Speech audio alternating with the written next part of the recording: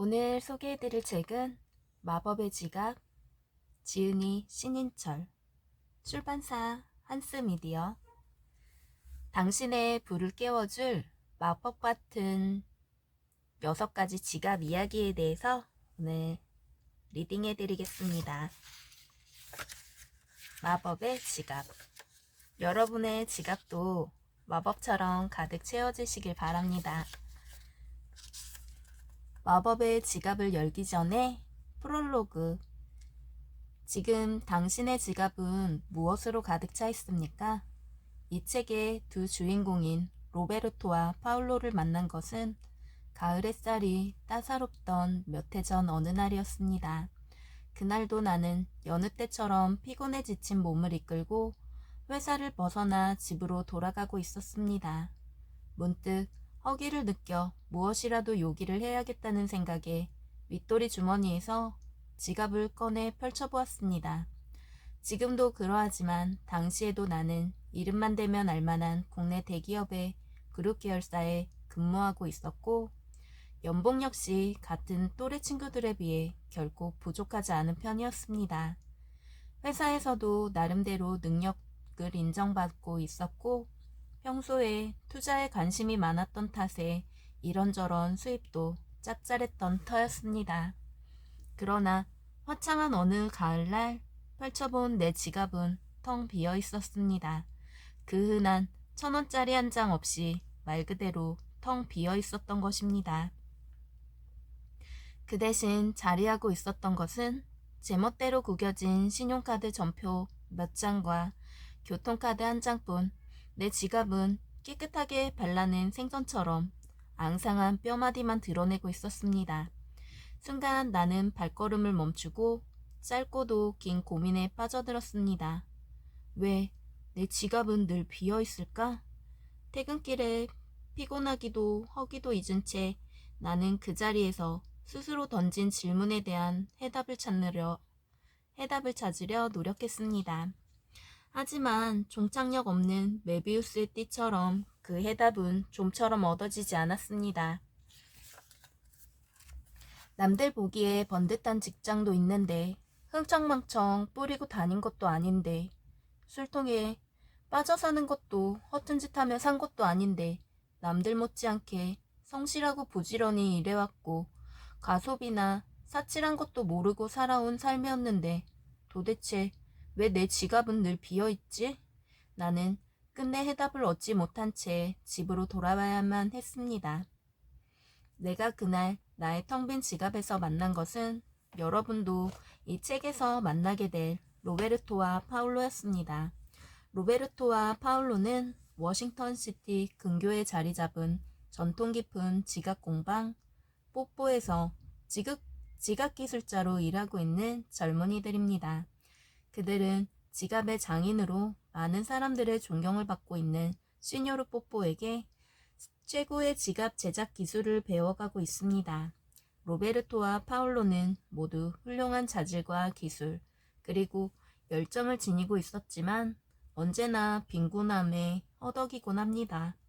그러던 어느 날 지갑 공방 뽀뽀를 차례대로 찾아온 5명의 부자들이 자신의 지갑을 가득 채운 비밀 하나씩 알려주면서 이들은 진정한 부란 무엇인지 깨닫게 됩니다.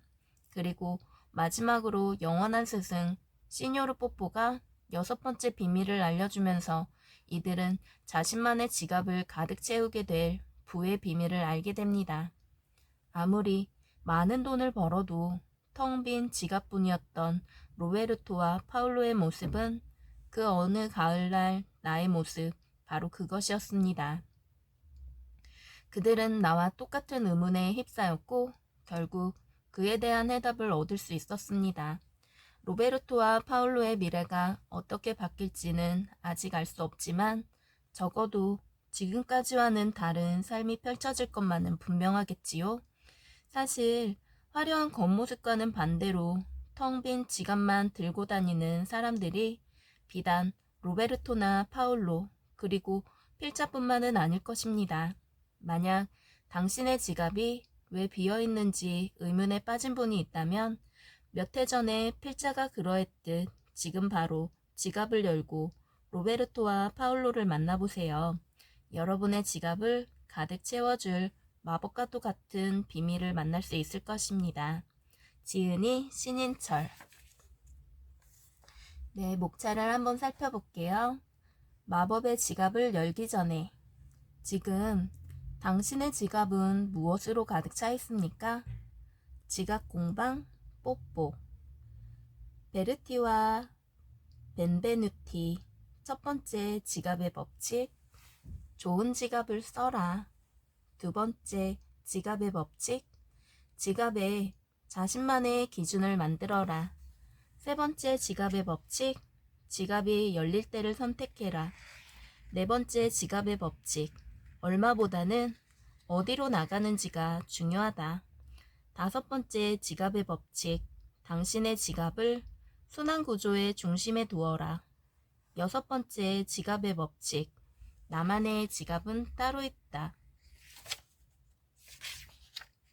이 책은 예쁜 그림이 삽화되어 있고요.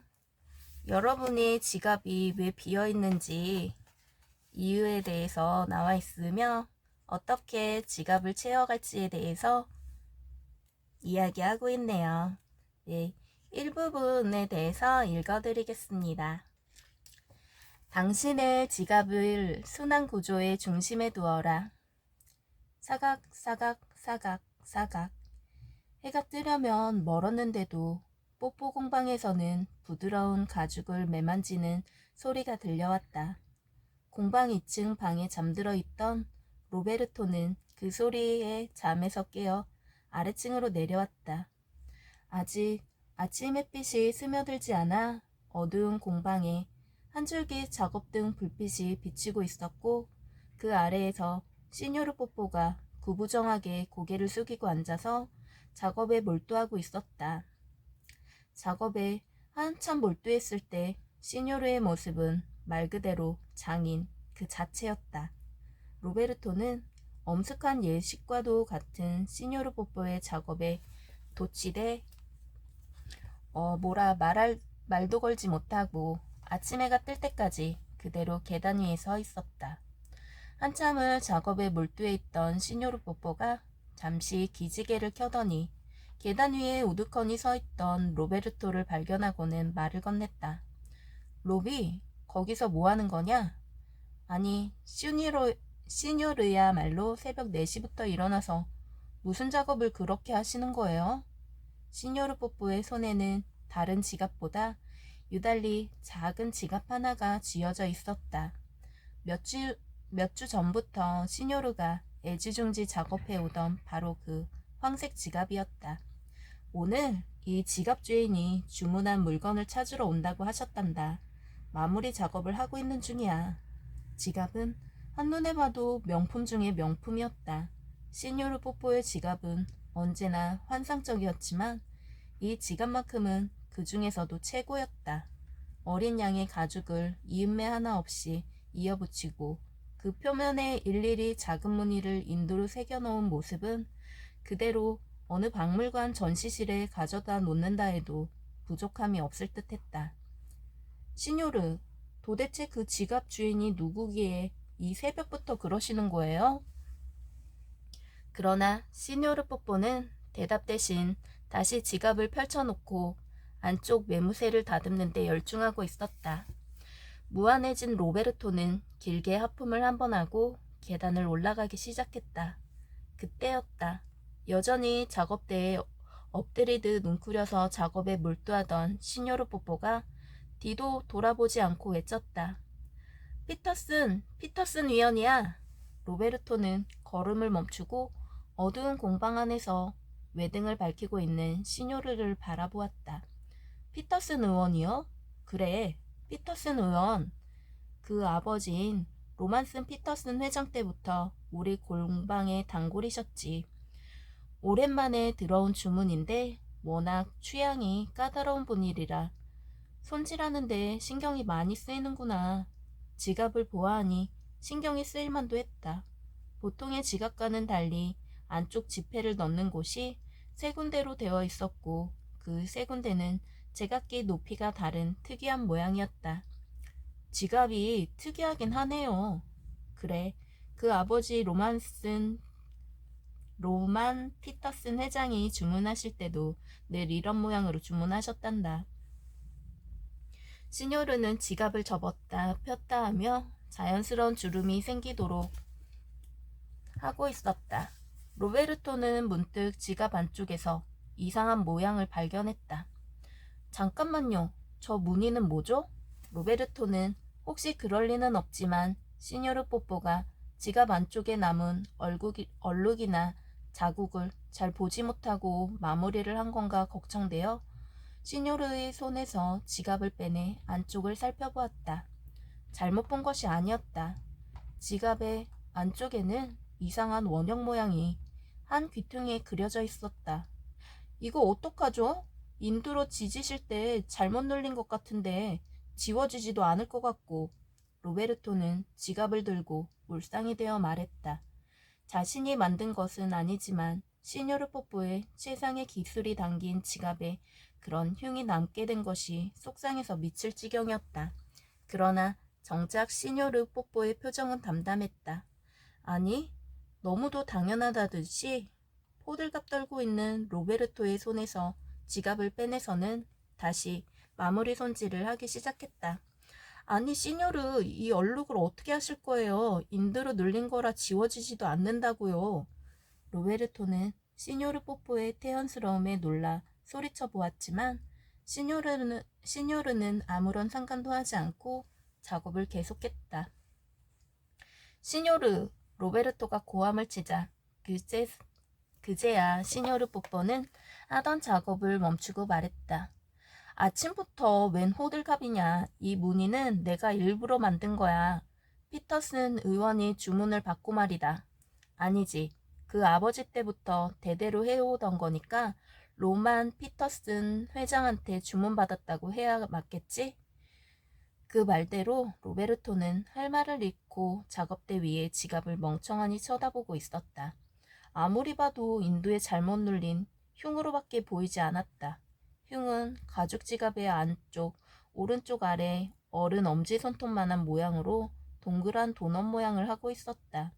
완전한 원도 아니고 그렇다고 반듯하게 각진 모양도 아닌데 집에서 막 만들어 튀긴 도넛 모양이었다. 길가로 난 진열장 위 틈새로 동이 트고 있었다.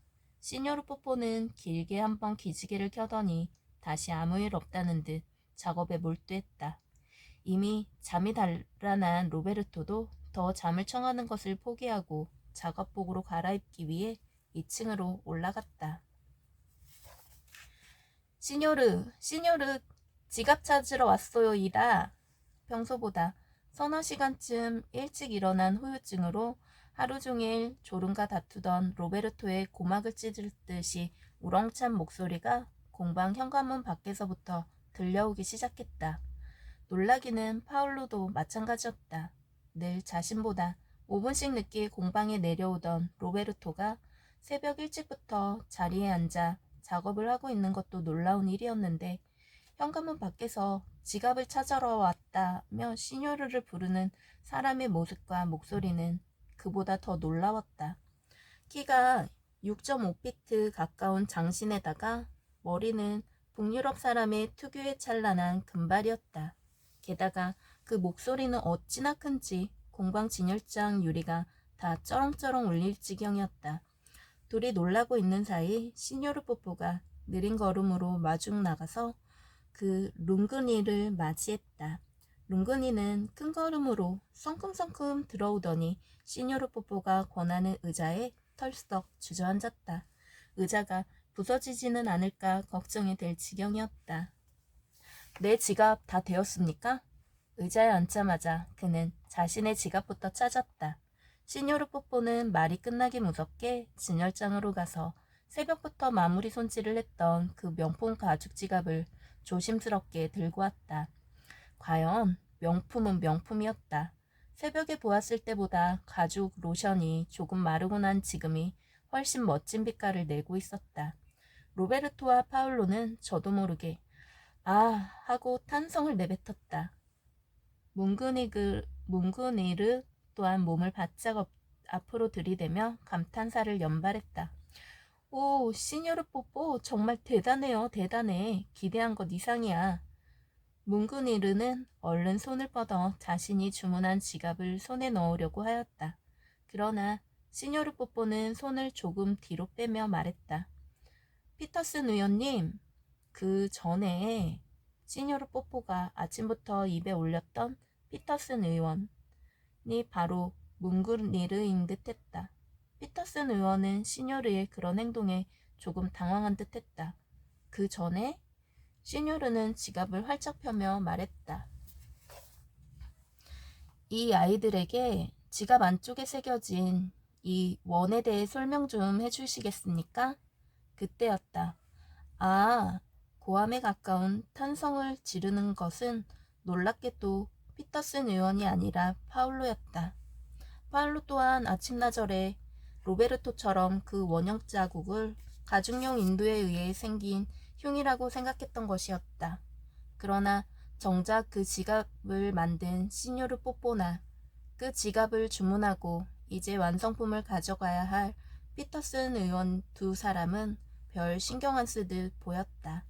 아니, 더 놀라운 것은 피터슨 의원은 그 동그란 흉이 잘 새겨져 있는지 확인까지 하고 있었던 것이었다.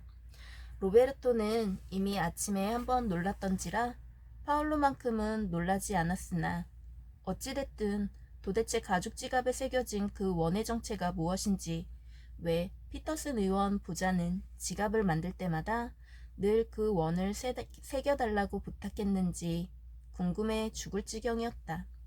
그는 아예 작업용 툴을 끌어다가 피터슨 의원이 앉은 자리 앞에 진을 치고 앉았다. 시뇨르 뽀뽀는 피터슨 의원 로베르토와 파울로에게 정식으로 소개해 주었다. 얘들아, 이분은 혹시 TV 뉴스에서 본 적 있는지 모르겠는데 미 연방준비은행 수석 의원이신 루퍼트 피터슨 위원이시란다. 너희에게 이 원에 대해 들려주실 게다. 시뇨르는 동시에 피터슨 위원 손에 쥐어진 지갑을 펴서 그 원을 다시 보여주었다. 그러나 로베르토와 파울로의 눈에는 아무리 다시 살펴보아도 작업 중에 생긴 잘못된 흔적으로밖에 보이지 않았다. 그 와중에도 지갑 원형 자국이 잘 새겨져 있는지 살펴보던 피터슨 위원은 시뇨르 뽀뽀를 한번 흘낏 보더니 자신 앞에 앉은 로베르토와 파울로를 쳐다보며 이야기하기 시작했다. 자, 시뇨르가 이렇게 훌륭한 지갑을 만들어 주셨으니 그 부탁을 마다할 순 없지. 자네들 지갑이 이 원이 무슨 의미인지 궁금한가? 예. 간만에 로베르토와 파울로 사이에 시원스러운 의견 일치가 이루어졌다. 아니, 요즘 들어 두 사람은 그들 스스로는 잘 몰랐지만 부쩍 의사소통이 잘 이루어지고 있었다. 그 매개는 아무래도 지갑 혹은 돈인 듯했다. 이 원이야말로 우리 집안에게는 마법의 원이지 누구에게도 함부로 이야기할 수 없는. 피터스 위원은 다시 한번 그 원을 살펴보았다. 이 원을 우리 갑옷처럼 받들고 심지어 늘 수중에 넣고 다니라고 지갑에 새겨 넣으라고 말씀하신 분은 얼마 전 돌아가신 내 아버님이라네. 피터슨 위원이 말하는 그 아버지는 로만 피터슨, 부동산 전문기업인 로만 & 리얼 에스테이트의 창립자였다. 우리 아버지께서 내게 하신 말씀이 있지. 가난한 사람들이 왜 죽었다 깨어나도 돈을 못 버는지에 대해서. 혹시 자네들은 아나? 가난한 사람들이 죽었다 깨어나도 돈을 못 버는 이유요? 그래, 그 이유, 그거야. 피터슨 위원이 물음에 로베르토와 파울로는 모두 쉽사리 대답할 듯 입을 열었지만 딱히 이렇다 할 대답을 하기도 힘들었다. 한참을 고민하던 둘은 다시 피터슨 의원의 얼굴을 빤히 쳐다보았다. 피터슨 의원은 당연히 그럴 줄 알았다는 듯 빙그레 웃더니 말했다. 바로 사람이 돈을 번다는 착각 때문일세. 사람이 돈을 번다는 게 착각이라고요? 최근 들어 만난 부자들은 하나같이 보통 사람들과는 조금씩 다른 독특한 경제관이나 세계관을 지니고 있어서 만날 때마다 매번 놀라곤 했지만 피터슨 의원의 이야기는 그중 최고였다. 도무지 이해할 수 없다는 듯한 표정을 짓고 있는 그들에게 피터슨 의원의 이야기가 계속 이어졌다. 가난한 사람들은 자신들이 열심히 벌고 열심히 모으면 부자가 될 수 있을 거라고 생각하네. 자네들도 역시 그렇게 생각하지 않는가? 당연하지 않은가요? 그래. 괜찮은 직장을 잡아 어느 수준 이상 수입을 올리고 그것을 알뜰하게 모으면 어느 정도의 부는 이룰 수 있겠지. 그러면 그가 더 부자가 되려면 어떻게 해야 할까? 더 열심히 일해야 할까? 더 알뜰하게 모아야 할까? 아니, 반대로 묻지. 더 열심히 일하면 더 부자가 될 수 있을까? 더 알뜰하게 모으면 더 부자가 될 수 있을까? 이 물음에는 선뜻 대답하기 쉽지 않았다. 충분히 알뜰하고 충분히 열심히 살았음에도 불구하고 여전히 부자가 되지 못한 파울로는 어느 정도 수긍한다는 듯 고개를 끄덕였지만 흥청망청거리며 살다가 요즘 들어 조금씩 부자가 된다는 것에 대해 눈을 뜨고 자신도 열심히 일하고 아끼면 충분히 부자가 될 수 있을 거라고 기대했던 로베르토로서는 피터슨 의원의 이야기를 전혀 받아들일 수는 없었다. 절대 부자가 될 수 없네. 피터슨 의원의 대답은 짧고 명쾌했다. 그러면 어떻게 해야 하나요? 사람이 안 벌면 돈은 누가 벌어다 주나요? 이번에도 피터슨 의원은 잠시도 생각하지 않고 곧바로 대답했다. 돈이 벌어다 주지. 돈이 돈을 벌어다 준다고요? 피터슨 의원은 이번에는 대답 대신 시녀르로부터 자신이 주문한 지갑을 낚아채듯 받아서 가운데를 활짝 펼쳐 보이며 말했다. 그 한 귀퉁이에는 아까부터 계속 신경이 쓰였던 그 흉 같은 동그라미가 유독 눈에 띄었다. 일단 어느 정도의 돈을 이 원 안에 집어넣을 수만 있으면 그때부터는 돈이 돈을 벌어다 준다네. 둘은 피터슨 의원이 자랑스럽게 펼쳐 보인 지갑 속의 원을 다시 한번 뚫어지게 쳐다보았다. 하지만 아무리 골똘히 쳐다보아도 돈이 돈을 벌어다 준다는 의미는 알 수가 없었다. 아니, 그 원에 상징하는 것이 무엇인지조차도 알 수 없었다. 도대체 그 원이 뭐기에 그렇죠? 아무 원도 아니네. 그냥 동그라미지. 둘이 기대했던 대답은 아니었다. 하지만 내게는 가장 중요한 동그라미지. 내게 돈이라는 것, 그 생리에 대해 알게 해준 원이니까. 피터슨 위원은 지금까지 밝고 경쾌한 목소리에서 갑자기 뭔가 생각에 잠긴 듯 무언가를 회상하듯 조금은 차분하게 가라앉은 목소리로 자신의 어린 시절을 이야기했다. 시뇨르 뽀뽀는 그런 그들의 모습을 흐뭇한 표정으로 지켜보면서 모르는 척 딴청을 피우며 작업대 위를 정리하고 있었다. 피터슨 위원이 회상하는 과거는 그 자신이 10번째 생일을 맞이하던 어느 가을 아침이었다. 아침에 잠자리에서 일어난 10살 어린 피터슨은 내심 침대 발치에 어제 저녁 부모님이 준비해 주신 선물 박스가 쌓여 있을 거라 기대했다. 하지만 놀랍게도 그날 아침에 피터슨의 침대 주변에는 아무 선물도 놓여 있지 않았다. 지금까지 지갑을 찾아왔던 다른 부자들과 달리 피터슨 위원은 어린 시절부터 부자였다. 그가 회상하는 10살 무렵에도 그의 아버지 로만 피터슨은 부동산 전문 브로커로서 그가 살고 있던 시애틀 일대에서 부동산 왕으로 불리던 사람이었다. 하나밖에 없는 아들의 10번째 생일 선물을 준비해주지 못할 아무런 이유가 없었다. 하지만 정말로 이날 어린 피터슨의 침대맡에는 아무런 선물도 준비되어 있지 않았다. 울상이 되어 침대 위에 앉아있던 피터슨에게 아버지가 다가왔다. 루피, 일어났니? 어린 루퍼트 피터슨은 일부러 대답하지 않았다. 단단히 삐졌다는 것을 보여주고 싶었다. 하지만 아버지는 아무렇지도 않다는 듯 평소처럼 침대 끝에머리에 앉아 피터슨의 머리를 쓰다듬어주며 말했다. 생일 축하한다, 루피. 그러자 피터슨은 참고 있던 울분을 한꺼번에 터뜨렸다. 오늘은 제 생일이라고요. 그래, 안다. 그래서 생일 축하한다고 말했잖니? 아버지는 여전히 태연했다. 혹시 선물을 감춰두고 서프라이즈를 외치지는 않으실까? 기대도 했지만 아버지 주변 어디에도 선물은 보이지 않았다. 선물은요, 제가 10번째 생일에는 모형 비행기를 갖고 싶다고 했잖아요. 피터슨은 이제 거의 눈물까지 흘리며 화를 냈지만 아버지의 표정은 변함이 없었다. 아니, 오히려 더 부드러운 웃음을 지을 뿐이었다. 그렇게 피터슨이 눈물을 그치기를 기다리던 아버지는 잠시 후 조용히 무언가를 내밀었다.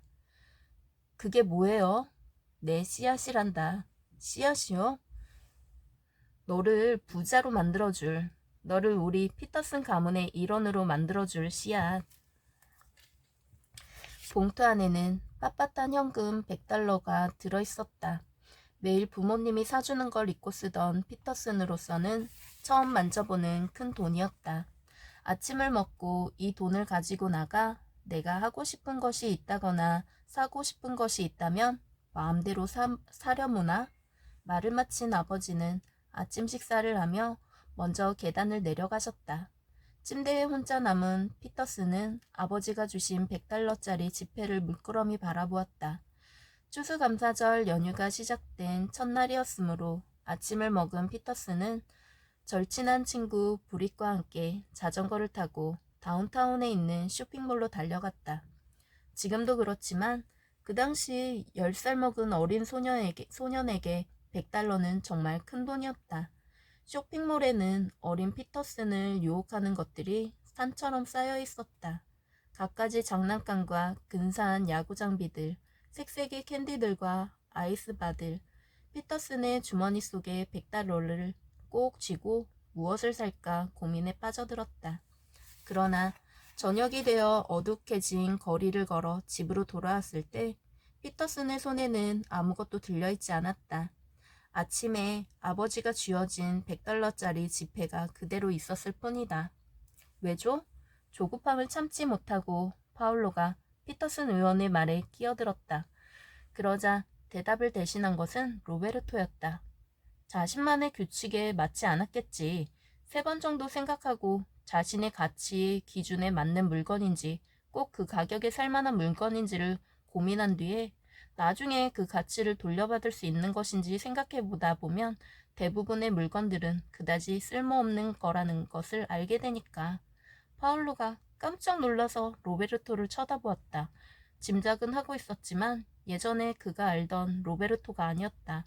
작업대 정리를 하면서도 이쪽의 이야기에 귀를 기울이고 있던 시뇨르 뽀뽀가 흐뭇한 웃음을 지어 보이며 낮은 목소리로 땡큐 스펜서 대법관이라고 중얼거렸다. 그래, 물론 그런 이유가 컸지.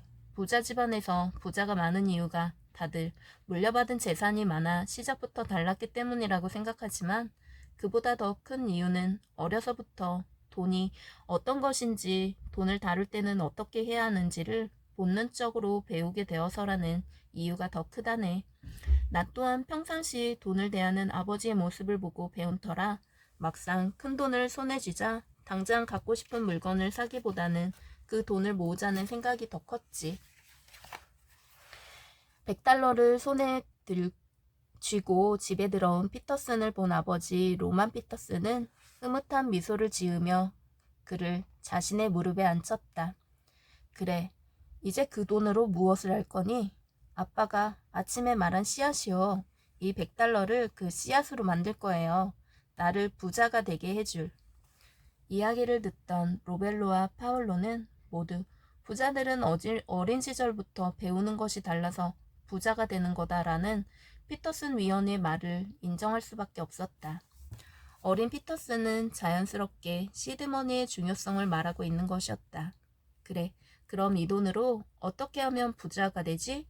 아버지의 물음에 피터슨은 탁자 위에 놓여있던 종이에 차곡차곡 쌓여진 벽돌 모양을 그려 넣었다. 일단 이 100달러를 시작으로 차곡차곡 돈을 모을 거예요.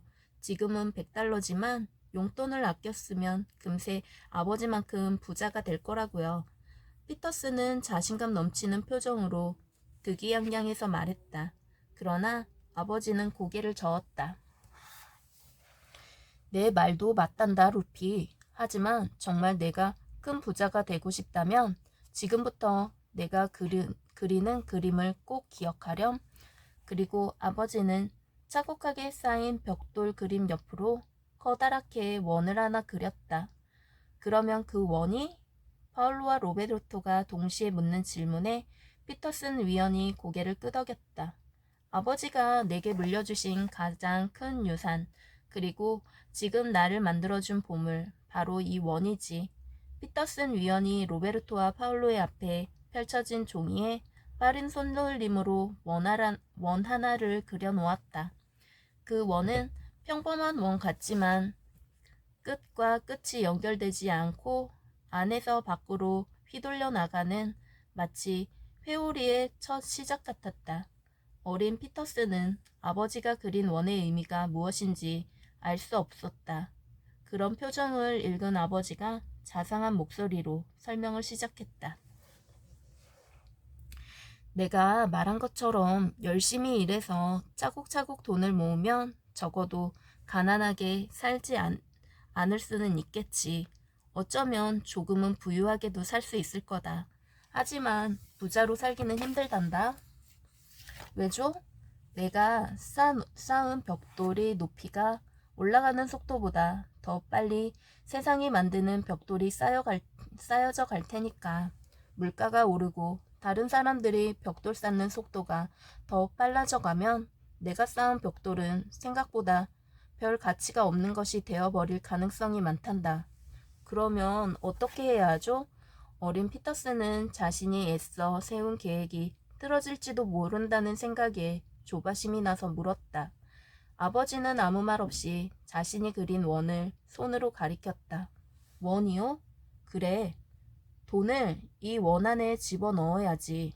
피터슨 의원을 뚫어지게 쳐다보았다. 곧이어 아버지의 설명이 이어졌다. 돈에는 두 가지 성격이 있단다. 바로 저장성과 황금성이지. 즉, 아까 내가 그린 벽돌 그림처럼 차곡차곡 모으면 보다 큰 덩치가 되는 성격이 있는 것이 저장성이고, 오전에 내가 쇼핑몰을 갔을 때 돈을 지불하고 무엇인가 물건을 살 수 있었던 것이 황금성이지. 달리 말하면 돈이라는 것은 목적이 되기도 하고 수단이 되기도 하는 묘한 것이란다. 어린 그에게는 말이 너무 어려워서 모두 이해하기 힘들었지만 대략 어떤 뜻인진 알 수 있을 것 같았다. 보통의 사람들은 그 돈을 모으기 위해 저장성을 최대한 살리는 방법을 택하지. 하지만 그것만으로는 분명히 한계가 있단다. 그 한계는 아까 내가 말한 것들이야. 그럼 그 황금성이라는 것을 살리기 위해 돈을 모으지 말고 돈을 써서 무언가를 사모아야 한다는 말씀인가요? 파울로가 다시 끼어들었다. 맞아. 돈을 모으지 말고 무언가를 사모아야 하지. 파울로와 로베르토는 하나같이 의외라는 듯 피터슨 의원을 바라보았다. 그럼 무엇을 사모아야 하죠? 혹시 금인가요?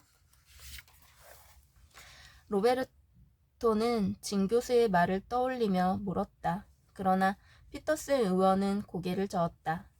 금을 사 모으는 것도 좋은 방법일 수 있네. 하지만 그것은 아주 일부분일 뿐이고 진정 우리가 부자가 되기 위해 돈을 써서 사 모아야 하는 것은 피터슨 의원은 잠시 뜸을 들인 후에 말을 이었다.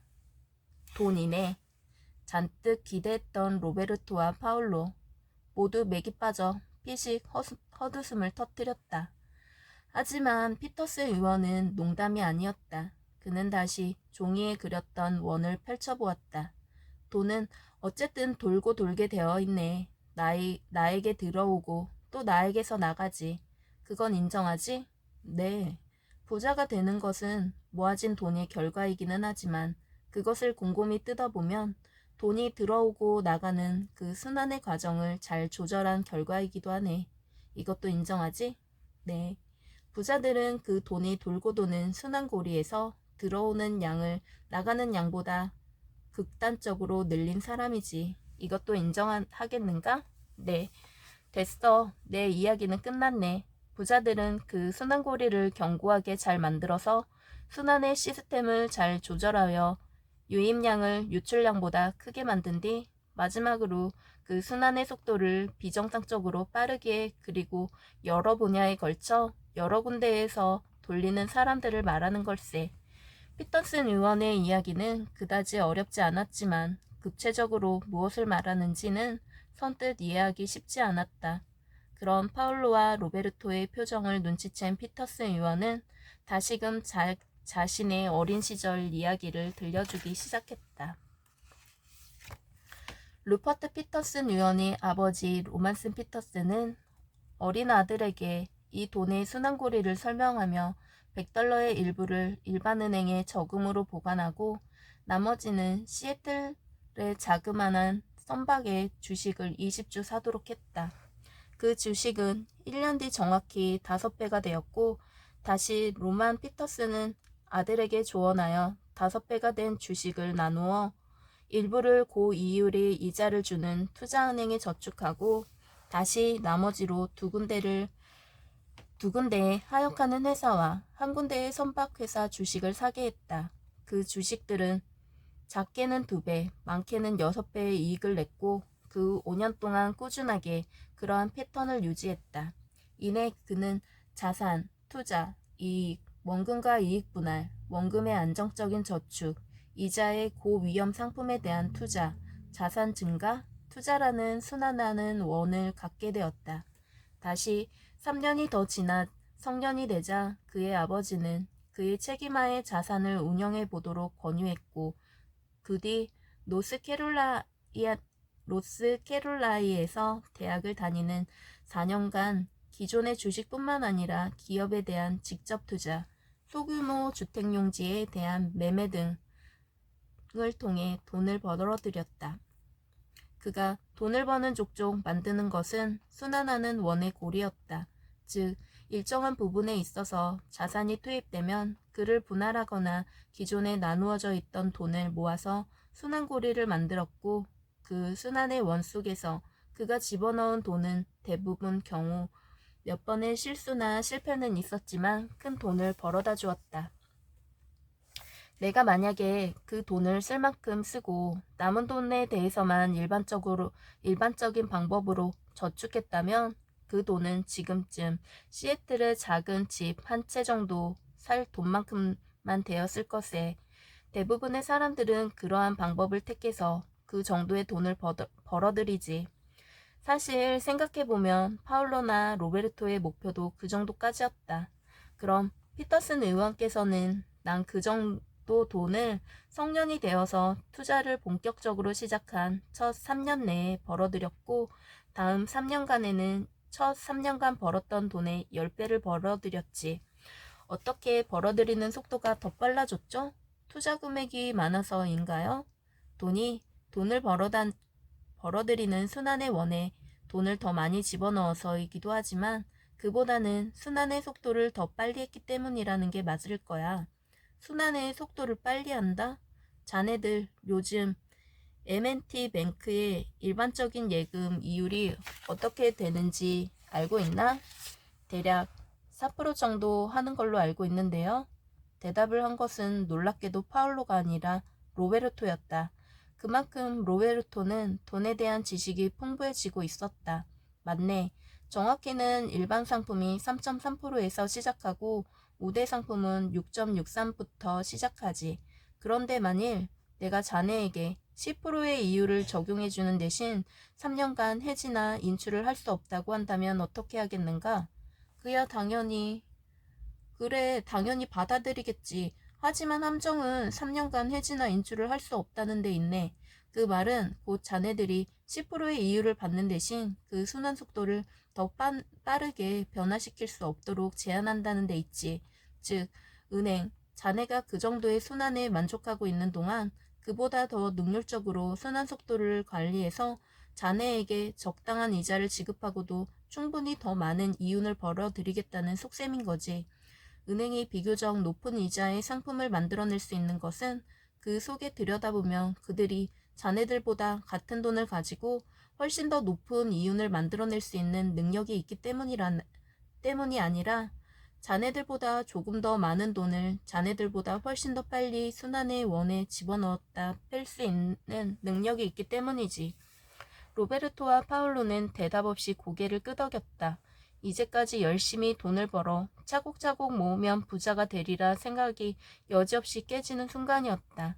내가 만일 자네들이라면 절대 없어져서는 안 되는 돈의 일부만 그 은행 상품에 넣어 느리지만 튼튼하고 안정적인 순환고리를 만들어두고 나머지 돈은 조금 위험부담이 있더라도 좀 더 빨리 목돈을 만들어낼 수 있는 곳을 찾아서 또 하나의 순환고리를 만들어 놓을 것세. 로베르토와 파울로의 얼굴은 어느새 조금씩 이해가 간다는 표정으로 변해가고 있었다. 순간 파울로가 손뼉을 크게 쳤다. 무언가 깨달은 모양이었다.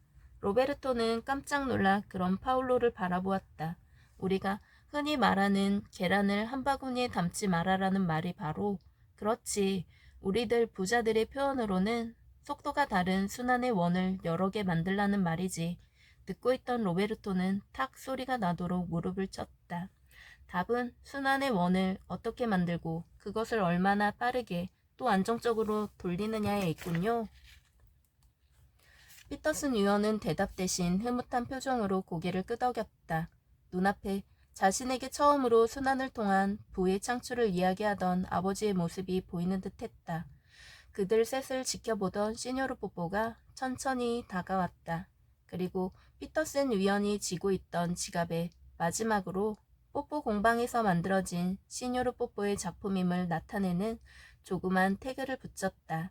그것으로 시뇨르 뽀뽀가 피터슨 위원에 의해 만들어진 작품도 완성되었고 피터슨 위원이 순환 속도 조절을 통한 두둑한 지갑을 만드는 법에 대한 강의도 끝을 맺었다. 이후 피터슨 위원은 자리를 털고 일어나 문을 향해 걸어가며 말을 이었다. 돈은 돌고 돌게 되어 있기에 가만히 두어도 나 중심의 순환고리는 저절로 만들어질지 모르네. 다만 그 순환의 속도를 내가 얼마나 확실하게 관리할 수 있는지 그리고 그 순환을 악순환, 즉 나가는 것을 많아지고 들어오는 것이든 적어지는 것으로 만드느냐, 그 반대가 되게 하느냐가 중요하지. 문을 열고 나서야 비로소 피터슨 의원은 뒤를 돌아보았다. 로베르토와 파울로도 고개를 들어 그를 물끄러미 바라보았다. 잠시 무언가 생각하던 피터스 의원은 두 손으로 소중히 감싸고 있던 자신의 새 지갑을 펼쳐 그 안의 원을 다시 보여주며 말했다. 진짜 부자는 돈을 잘 버는 사람도 아니고 돈을 잘 모으는 사람도 아니네. 그들은 다만 돈을 위한 시스템을 잘 만드는 사람일 뿐이라네. 네, 오늘의 책 마법의 지갑은 여기까지고요. 당신의 지갑 속에 숨겨진 마법과도 같은 부의 씨앗, 그 싹을 움트게 할 지갑 공방 뽀뽀의 감동 어린 이야기가 이 책에 들어있으니까요. 여러분도 한번 읽어보시면 좋을 것 같습니다. 오늘의 책 소개는 여기까지입니다. 들어주셔서 감사합니다.